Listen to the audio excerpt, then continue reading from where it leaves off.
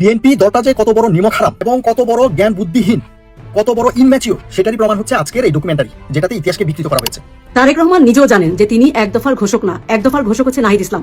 এরপরও কেন মুক্তিযুদ্ধ মন্ত্রণালয় আজকে জুলাইয়ের স্মরণে যে প্রোগ্রামটা করেছে সেখানে তারেক রহমানকে এক দফার ঘোষক হিসেবে দেখানোর চেষ্টা করেছে। ওরা যতই চেষ্টা করুক, সে যে এক দফার ঘোষক যে নাহিদ ইসলাম, এটা কি ইতিহাস থেকে মুছতে পারবে?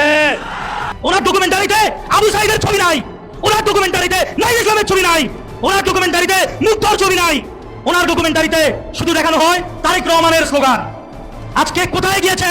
বিএনপিকে বলতে চাই, আপনারা চাইলেও আওয়ামী লীগ হতে পারবেন না। যে এই ডকুমেন্টারিতে আবু সাইদ নাই, এটা কিসের ডকুমেন্টারি? এই সরকারটা কি প্রকৃত অর্থে বাংলাদেশের সরকার হয়ে উঠতে পারছে নাকি শুধুমাত্র বিএনপিরই এবং তাদের সমর্থকদের সরকার? 24-এর ইতিহাস থেকে কোন জুলাই যোদ্ধাকে বাদ দেওয়া চলবে না। আমরা আজকে একটা রাষ্ট্রীয় প্রোগ্রামে এখানে উপস্থিত হয়েছি, কোন দলীয় প্রোগ্রামে না। কিন্তু দুর্ভাগ্যের বিষয়, কেন যেন আমাদের রাষ্ট্রীয় একটা প্রোগ্রামেও আমরা ইতিহাসের সমস্ত কিছুকে আমরা ধারণ করতে ব্যর্থ হলাম। ঐতিহাসিক 5 আগস্ট পুরো জাতির সামনে বিএনপি কট, রাষ্ট্রপতির অনুষ্ঠানে তারেক রহমানের মান সম্মান কিচ্ছু নাই। ইতিহাসের পাতা থেকে শহীদ আবু সাইদকে মুছে ফেলা, এক দফার কে ঘোষণা করেছে করে নাই, এই ধরনের ইস্যুতে বিতর্ক সৃষ্টি করা সহ বিভিন্ন জায়গায় জুলাই যোদ্ধাদের উপরে আক্রমণ, নির্যাতন সহ বিভিন্ন ইস্যুর মাধ্যমে আজ পালিত হয়েছে 36শে জুলাই। আসসালামু আলাইকুম। আপনারা জানেন যে 5ই আগস্টের ঐতিহাসিক এক দফার ঘোষণা দেয় নাহিদ ইসলাম এবং এই এক দফার ঘোষণার মাধ্যমেই দেশ ছাড়তে বাধ্য হয় স্বৈরাচার সরকার। কিন্তু সেই এক দফাকে বিকৃত করতে বিএনপির নেতাকর্মীরা বলতে শুরু করছে যে এই এক দফা ঘোষণা দেয় জনাব তারেক রহমান, যেটা সম্পূর্ণ ভুল এবং বানোয়ার তথ্য, যা নিয়ে সোশ্যাল মিডিয়াতে তোলপাড় সৃষ্টি হয়েছে এবং এই বিষয়টা নিয়ে সরকারের প্রতি ক্ষোভ ঝাড়তে শুরু করেছে সাধারণ জনগণ এবং বিরোধী দলের নেতাকর্মীরা, যা নিয়ে ভিডিওর শুরুতেই আপনারা বেশ কিছু ভিডিওর অংশ বিশেষ ইতিমধ্যেই দেখেছেন। মূলত আজকের এই ভিডিওটিতে সেই সকল ভিডিওর বিস্তারিত আলোচনা দেখতে পারবেন। ভিডিওর শুরুতেই যে সকল ভিডিও দেখেছেন তা থেকে হয়তো ইতিমধ্যেই আন্দাজ করতে পেরেছেন আজকের এই ভিডিওটি কতটুকু গুরুত্বপূর্ণ হতে চলেছে। অতএব চলুন কথা না বাড়িয়ে একটি লাইক দিয়ে সম্পূর্ণ ভিডিওটি দেখে আসি। বিএনপি দলটা যে কত বড় নিমক হারাম এবং কত বড় জ্ঞান বুদ্ধিহীন, কত বড় ইনম্যাচিউর, সেটারই প্রমাণ হচ্ছে আজকের এই ডকুমেন্টারি, যেটাতে ইতিহাসকে বিকৃত করা হয়েছে। একটা ক্লাস 5-এর ছেলেকেও যদি আপনি জিজ্ঞেস করেন 2024 সালে এক দফার ঘোষণা কে দিয়েছিল, রাজধানীতে সব মানুষকে একত্রিত হতে কে বলেছিল, তারাও নাহিদ এবং আসিফের নাম বলবে। কিন্তু এই অবস্থায়, সবকিছু ডকুমেন্টেড থাকা অবস্থায়ও যারা ইতিহাসকে বিকৃত করতে পারে, তারা শুধুমাত্র আরেকটা জিনিস ভালো করতে পারে কি জানেন? সেটা হচ্ছে কপি পেস্ট রাজনীতি। গত কয়েকদিন ধরে আপনারা দেখেছেন ছাত্রদল, যুবদল, বিপক্ষ দলের সবাইকে লাঠিপেটা করেছে, যেখানে হেলমেটের যে রাজনীতি সেটা পর্যন্ত কপি পেস্ট করে নিয়ে এসছে। এর আগে খুন, হত্যা, চাঁদাবাজি, রাহাজানি, ধর্ষণ থেকে শুরু করে প্রত্যেকটা জিনিস আওয়ামী লীগ যা যা করতো বিএনপি তাই করছে। একেবারে কপি পেস্ট রাজনীতি হচ্ছে বিএনপি সবচেয়ে ভালো করছে।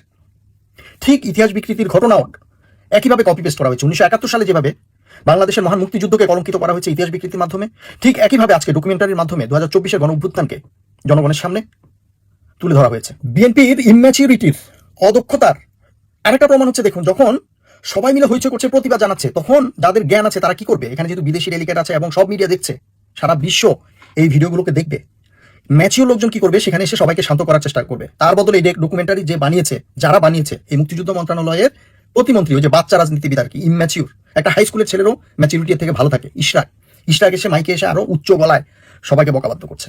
এরকম একটা ইম্যাচিউর ছেলেকে মুক্তিযুদ্ধ মন্ত্রণালয়ের প্রতিমন্ত্রী বানানো হয়েছে। কয়েকদিন আগে একটা ভিডিওতে দেখলাম, সে হচ্ছে দলবল নিয়ে রাস্তায় মিছিল করাচ্ছে, যেখানে বলছে নাহিদের গালে গালে জুতা মারো তালে তালে, আসিফের গালে গালে জুতা মারো তালে তালে, হাসনাতের ব্যাপারেও একই স্লোগান দেওয়াচ্ছে ছেলেপেলেদেরকে দিয়ে। এরকম ননসেন্স, এরকম নিমক হারাম, এরকম ইম্যাচিউর একটা ছেলেকে মুক্তিযুদ্ধ মন্ত্রণালয়ের প্রতিমন্ত্রী বানিয়ে দেওয়া হয়েছে। এদের থেকে আর কি বেশি আশা করবেন? এরা কপি পেস্ট ছাড়া তো আর কিছু করতে পারবে না। ইতিহাসের বিকৃতি তো এভাবেই হবে, এভাবে করতে চাইবে, কিন্তু ইতিহাসের বিকৃতি করা সম্ভব না। প্রত্যেকটা ঘরে ঘরে, প্রত্যেকের মোবাইলে অয়েল ডকুমেন্টেড আছে যে 24-এর গণ অভ্যুত্থান কিভাবে হয়েছিল, কারা সেখানে প্রাণ দিয়েছে, কারা নেতৃত্ব দিয়েছে, সবকিছু লিপিবদ্ধ আছে।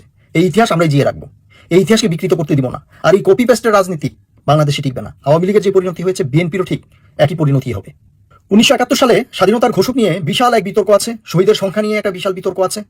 এই বিতর্কগুলো কিন্তু রাজনীতিকরাই সৃষ্টি করেছেন এবং এই বিতর্কটা সহজে সৃষ্টি করা গেছে। তখন ডিজিটাল মিডিয়া ছিল না, মানুষের হাতে হাতে মোবাইল ছিল না, ভিডিও নেই, ছবি নেই, কোনো চিঠি নেই, ঐতিহাসিক তেমন কোনো দলিল নেই। এখন যদি বলা হয় মুজিবুর রহমান যে ইতিহাসে স্বাধীনতার ঘোষণা দিয়েছেন সেই দলিলটা দেখান, কোথাও নেই, দেখাতে পারবে না। যদি বলা হয় জিয়াউর রহমান যে স্বাধীনতার ঘোষণা দিয়েছেন, দলিল দেখান, হয়তো দেখানো যাবে না। কিন্তু 2024 সালে যা যা ঘটেছে প্রত্যেকটি ঘটনা ডকুমেন্টেড। একটা ক্লাস 5-এর ছেলেকেও যদি আপনি একটা প্রাইমারি স্কুলে গিয়ে জিজ্ঞেস করেন যে 24-এ কি ঘটেছিল, অথবা একটা হাই স্কুলের ছেলেকে যদি জিজ্ঞেস করেন 24-এর 3রা আগস্টে এক দফার ঘোষণা কে দিয়েছিল, কারা এই আন্দোলন এই গণ অভ্যুত্থানের নেতৃত্ব দিয়েছিল, তারাও কিন্তু বলে দিতে পারবে। এবং এই ওয়েল ডকুমেন্টেড ভিডিও ছবি বাংলাদেশ যতদিন পৃথিবীর মানচিত্রে থাকবে ততদিন এগুলো টিকে থাকবে। সুতরাং এই যে একটা ডকুমেন্টারি তৈরি করা হয়েছে যেখানে হাসনাত, সার্জিস, নাহিদ কেউ নেই, নাহিদ নেই, আসিফ নেই, যে আসিফ ঘোষণা করেছিল যে 6 তারিখের বদলে 5 তারিখে ঢাকা আসতে হবে এবং বঙ্গভবনকে দখলে নিতে হবে। তারেক রহমান নিজেও জানেন যে তিনি এক দফার ঘোষক না, এক দফার ঘোষক হচ্ছে নাহিদ ইসলাম। এরপরও কেন মুক্তিযুদ্ধ মন্ত্রণালয় আজকে জুলাইয়ের স্মরণে যে প্রোগ্রামটা করেছে সেখানে তারেক রহমানকে এক দফার ঘোষক হিসেবে দেখানোর চেষ্টা করেছে? এর 3টা কারণ হতে পারে।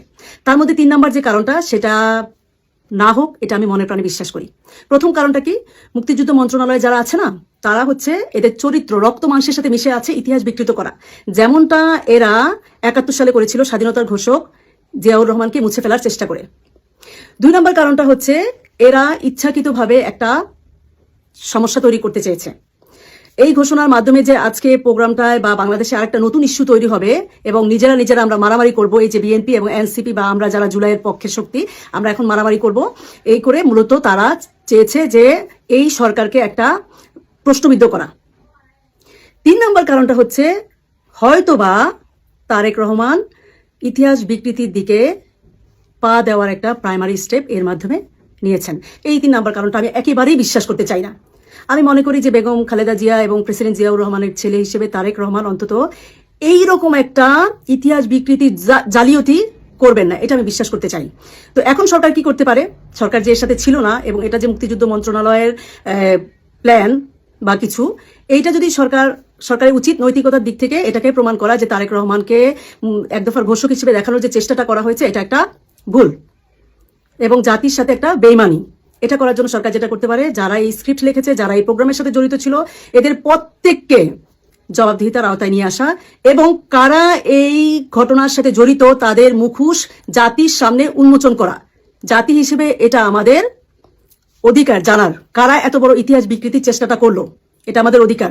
এবং আমরা দৃঢ়ভাবে বিশ্বাস করি যে এই সরকার সেটাকে প্রকাশ করবে, উন্মোচন করবে কারা এর সাথে জড়িত, কারা এই কালপ্রিট। ঐতিহাসিক 5 আগস্ট পুরো জাতির সামনে বিএনপি কট। রাষ্ট্রপতির অনুষ্ঠানে তারেক রহমানের মান সম্মান কিচ্ছু নাই, বিএনপির মান সম্মান শেষ, বাংলাদেশের মান সম্মান শেষ। যে কাণ্ড ঘটেছে, বিদেশি কূটনীতিকদের দাওয়াত দেওয়া হয়েছিল রাষ্ট্রপতির অতি গুরুত্বপূর্ণ একটা অনুষ্ঠানে ঐতিহাসিক 5 আগস্টে, কিন্তু বিএনপির স্যাঁচরামি দেখে কূটনীতিকরা উঠে চলে গেছে। তো বাংলাদেশের রাষ্ট্রপতির একটা অনুষ্ঠানে হট্টগোল দেখে কূটনীতিকরা যদি উঠে চলে যায়, মান সম্মান যদি থাকে, প্রধানমন্ত্রী তারেক রহমান মাননীয় প্রধানমন্ত্রী, তার একটা ওয়েট আমাদেরকে অবশ্যই বজায় রাখতে হবে, তার একটা ভাব থাকতে হবে, মিনিমাম একটা তার স্ট্যান্ডার্ড থাকতে হবে, আমরা সেই জায়গাটা তাকে দিতে চাই। কিন্তু বিএনপি ইতিহাস বিকৃত করতে যে তারেক রহমানকে পুরো জাতির সামনে অপমানিত করেছে, অতি খেতে যে একদম সব নাই হয়ে গেছে। দর্শক, বিএনপি ইতিহাস বিকৃত করতে যে ধরা খেয়েছে। দর্শক, জুলাই শহীদ পরিবার ও জুলাই যোদ্ধাদের একটা সংবর্ধনা অনুষ্ঠানের আয়োজন করেছে, যেটাকে রাষ্ট্রপতির অনুষ্ঠান বলে প্রচার করা হচ্ছে। মহামান্য ভারপ্রাপ্ত রাষ্ট্রপতি এখানে উপস্থিত ছিলেন, বিএনপির এমপি, মন্ত্রী, গুরুত্বপূর্ণ সব রাজনৈতিক দলের প্রতিনিধি ছিল, স্বরাষ্ট্রমন্ত্রী, মুক্তিযুদ্ধ মন্ত্রী, আর অনেকে ছিলেন। সেখানে মুক্তিযুদ্ধ মন্ত্রণালয় কর্তৃক তৈরিকৃত একটা ডকুমেন্টারি, জুলাই অভ্যুত্থানের উপর একটা ডকুমেন্টারি প্রদর্শন করা হয়েছে। সেই ডকুমেন্টারি পুরোটাই বিএনপিময়, তারেক জিয়াময়। এর মানে জুলাইতে কোনো অভ্যুত্থান বিপ্লব কিছু হয়নি। সেই ডকুমেন্টারির মধ্যে এক দফার নায়ককে তারেক রহমান, সেখানে নাহিদ ইসলামের কোনো নাম নাই। নাহিদ ইসলাম যে এক দফার ঘোষণা করেছে এটা উল্লেখই নেই। আসিফ মাহমুদ যে লং মার্চের আহ্বান জানিয়েছেন, লং মার্চের ডাক দিয়েছেন ঢাকা অভিমুখে, ওটার কোনো স্থান নাই। বৈষম্য বিরোধী আন্দোলনের সমন্বয়কদের কোনো ভূমিকা, তাদের কোনো অস্তিত্বই মুক্তিযুদ্ধ মন্ত্রণালয়ের সেই তথাকথিত ডকুমেন্টারিতে নাই। তা আপনি চিন্তা করেন, পুরো জাতির সামনে, চোখের সামনে, দিনে দুপুরে কত বড় চুরি করেছে বিএনপি, ইতিহাস বিকৃত করেছে। এবং চোর যেরকম একসময় গ্রামের হাটে বাজারে ধরা পড়তো, তারপরে হাডুরে কিল খাইতো, বিএনপি এরকম চোরের মতো ধরা পড়েছে। এবং জনগণ উপস্থিত জুলাই যোদ্ধারা হাডুরে কিল যেরকম দেয়, ওইরকম কিল খাওয়ার উপক্রম। দেখেন এতে প্রধানমন্ত্রী কিভাবে অপমানিত হয়েছে, পুরো রাষ্ট্র কিভাবে অপমানিত হয়েছে। এই যে কূটনীতিকরা উঠে চলে গেছে প্রতিবাদের মুখে, এটা একটা অবমাননা। রাষ্ট্রপতির অনুষ্ঠানে এরকম হট্টগোল, এর মানে বিএনপি সরকার তারা যে একটা অথর্ব সরকার, তার প্রমাণ হচ্ছে এটা যে রাষ্ট্রপতির অনুষ্ঠানে একটা ভাব গাম্ভীর্য থাকবে ওইটাই তারা বজায় রাখতে পারেনি। তারপরে দেখেন প্রধানমন্ত্রীর জন্য কতটা অবমাননা। প্রধানমন্ত্রী, মাননীয় প্রধানমন্ত্রী, এর উপরে তার কিছু নাই। তার তিনি খালেদা জিয়ার সন্তান, তিনি 17 বছর নির্বাসিত ছিলেন, এর চাইতে বড় পরিচয় তার দরকার হয় না। জনগণ তাকে ভোট দিয়েছে, তিনি প্রধানমন্ত্রী হয়েছেন। প্র্যাকটিক্যালি তার অবদান নিয়ে নানান বিশ্লেষণ হতে পারে, অবদান না থেকেও অনেকে প্রধানমন্ত্রী হতে পারে, কারণ অবদান থাকলে যে তিনি প্রধানমন্ত্রী হওয়ার যোগ্য, বিষয়টা এরকম নয়।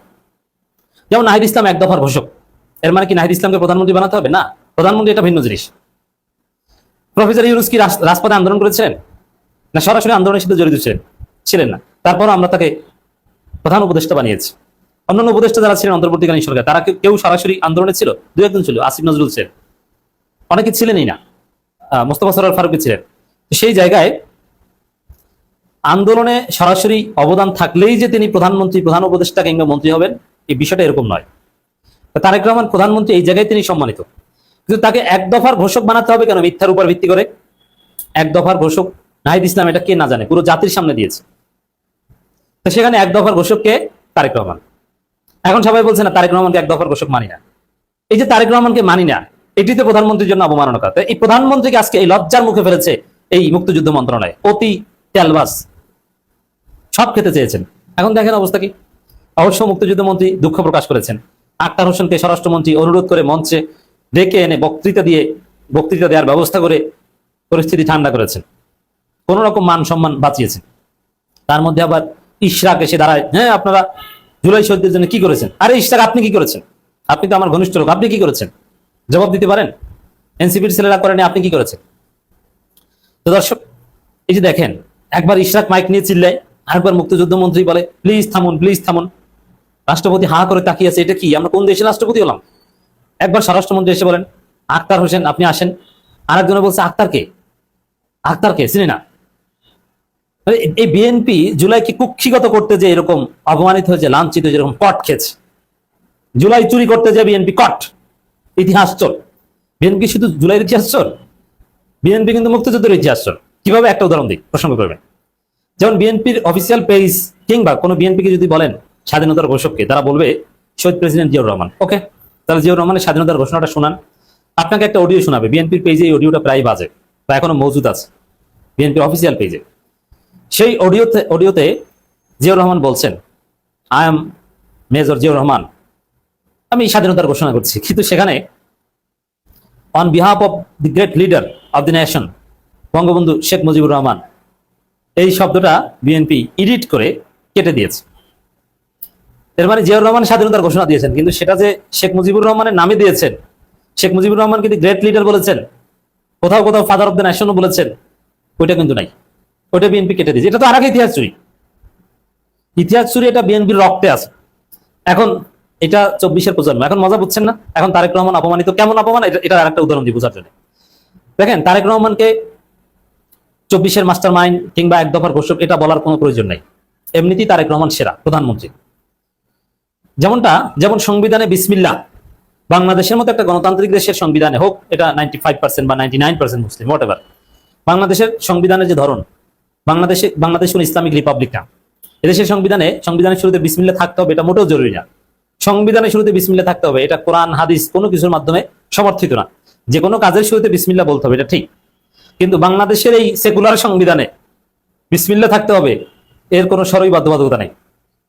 বাংলাদেশ রাষ্ট্রটা তো একটা সেকুলার কাঠামোতে চলে, peaceful coexistence of all religion. এর মানে সংবিধানে বিসমিল্লাহ থাকা এটা মোটেও জরুরি না।